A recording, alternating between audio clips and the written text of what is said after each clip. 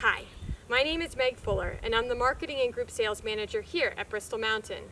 With everyone at home right now and on pause, we thought it might be fun to take a moment to answer some of your questions about our operations here at the Mountain and let you know a little bit more about the history of this place.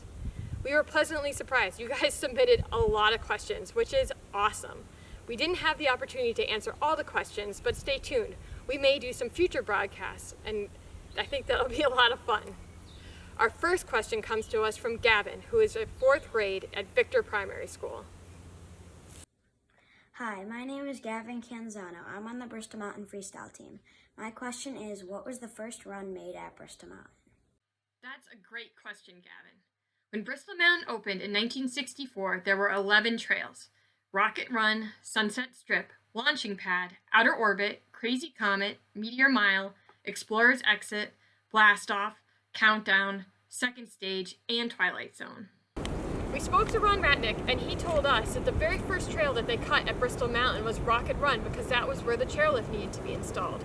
In 7 months, they cut all the trails, installed 2 chairlifts, a T-bar, and built the lodge, which is pretty incredible. Next, we have a question from Sylvia Butch, who is in kindergarten at Lafayette Elementary School in Washington, D.C.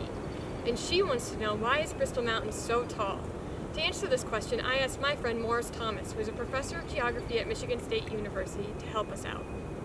My name is Professor Thomas from Michigan State University. I'm a geography professor there, and I'd like to tell you a little bit about the Great Lakes and the Finger Lakes region of New York State. For example, this entire area in here at one time was covered by glacial ice. And as this ice melted away, it came back again several times. And the last time it created these long, narrow lakes here, which we call the Finger Lakes. So it'd be something like this, or these are fingers of ice, and in between are the ridges, like here and here. So this might be Bristol Mountain here, and then this is a lake, and then another high area over here, and then another lake.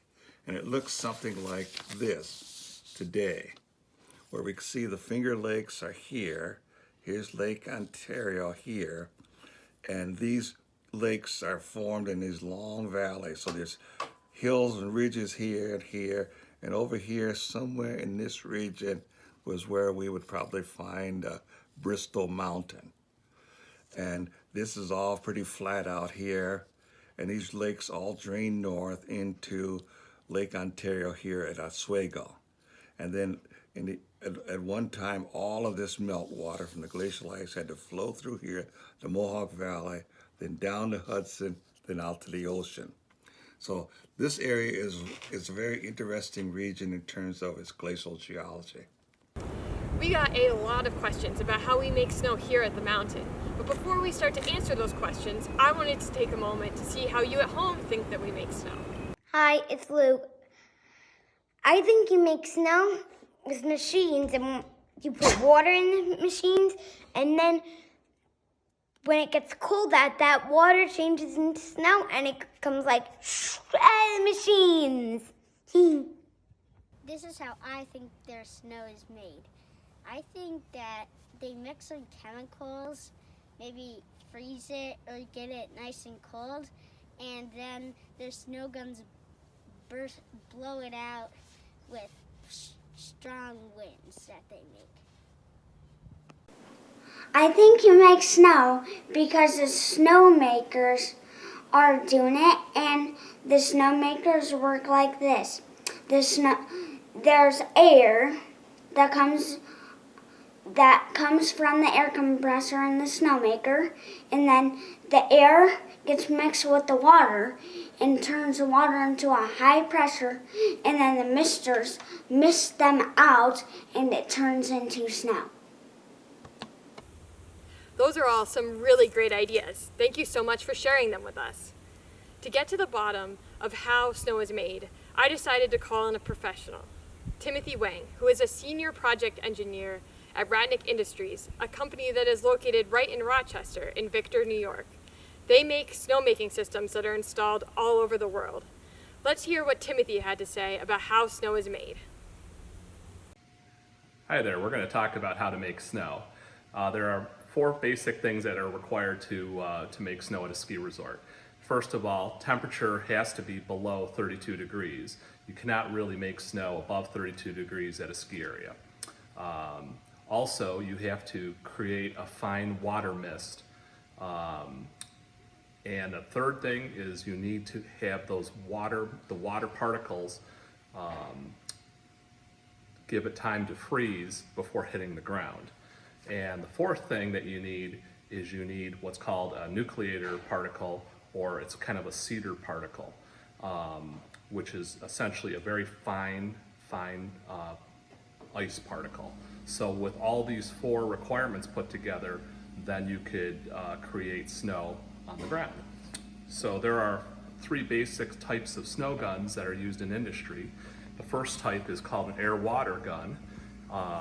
And this type of gun right here, it uses compressed air to generate the fine water particles. By using the compressed air, it also creates the fine cedar nucleator particles. And the high volume of compressed air projects the snow particles a long distance before it hits the ground, allowing it to freeze before hitting the ground. The second most common gun out in the industry is a fan type of snow gun, and uses a similar principle, but it uses water nozzles with high pressure water to create the fine mist particles. And the fan is used to propel the water particles through the air and allow it time to freeze before hitting the ground.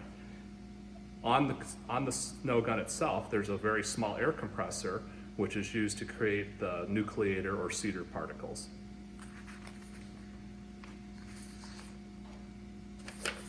And the third type of snow gun is the low energy tower gun. This gun uses high pressure water through nozzles to create the fine mist particles. It uses a fine or very small amount of compressed air to create this nucleator or cedar particles. And because of the tall height, it allows the particles to fly through the air a longer period of time before hitting the ground. To understand more about how snow is made here at Bristol Mountain, we talked to our mountain operations manager, Paul Trippi. You may remember Paul from the I Am a Snowmaker video that we released earlier this year. If you haven't seen it yet, make sure you watch it. It's available on our YouTube page. Our first questions for Paul come from Connor McDougall, who is in 2nd grade at Victor Primary School. And he wanted to know, how thick does the snow have to be before we can ski on it? And how long does it take you to make the snow jumps? Let's see what Paul had to say. Usually it takes between 18 inches and 2 feet of snow to open a trail. And it takes that much snow because you have to have enough to get the groomer on, and you have to have enough to cover up the irregularities on the ground surface, like drain bars and so forth. It takes quite a bit of time to make the snow jumps out of snow. The big jumps that are on the aerial jump site take especially long because we build a form out of plywood and snow blow the snow into them, and then they're shaped by hand. That takes a long time. The jumps that are in the terrain park don't take as long because they can be built with a snowcat. Next, we have a question from Ava Reiner, who's in 3rd grade at Indian Landing Elementary. She wants to know, do you have to work very hard to keep the snow lasting as long as it does? It is hard work to keep snow on the hill all season. First, you have to make enough snow and keep making snow depending on what the weather is doing. And then you have to make smart choices to preserve that snow. And those smart choices sometimes mean not grooming at night if it's too warm, because every time you groom when it's warm, you lose snow. How much water does a snowmaker take to run for an hour? Most of our fan snow guns will do about 120 gallons per minute when they're running at maximum. So that comes out to be about 7,200 gallons per hour per snow gun. Hi, my name is Luke, and I wonder, how much snow do you make in a ski season at Bristol Mountain? On average, we usually make around 120 million gallons of water into snow each season. This concludes our first question and answer broadcast for Bristol Mountain. Thank you so much for submitting your questions. If you have another question, submit it. We'd love to hear it. If you didn't see your question answered, stay tuned. We're thinking about putting together more of these